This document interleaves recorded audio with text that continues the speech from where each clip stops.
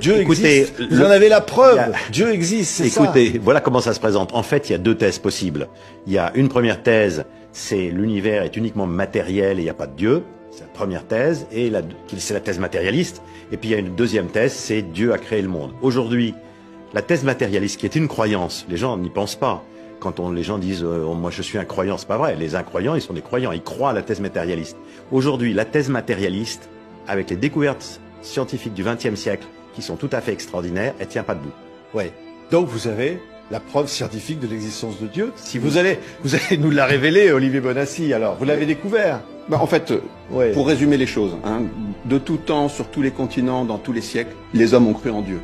Sauf que, à partir du XVIe siècle, de Copernic à Darwin, Freud, en passant par Galilée, Laplace, il y a toute une série de découvertes scientifiques qui font que les gens se disent la science n'a pas besoin de l'hypothèse de Dieu. Et donc il y a un courant matérialiste très fort qui s'appuie sur le prestige de la science qui est extrêmement puissant. Et puis, au début du XXe siècle, tout change. C'est un peu l'adage, vous savez, un peu de science éloigne de Dieu, beaucoup y ramènent. Toute une série de découvertes vont dans l'autre sens et concluent à deux choses.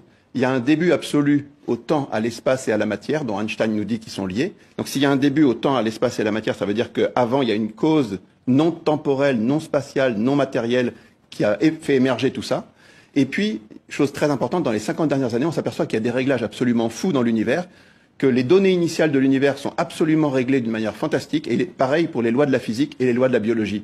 Et ce réglage fin est tellement fantastique que même les athées parlent de miracle. Ouais. Et donc, à la fin, si vous mettez les deux choses en balance, vous avez un début et un réglage. La solution la plus évidente, c'est qu'il y a un esprit intelligent qui est à l'origine de tout ça.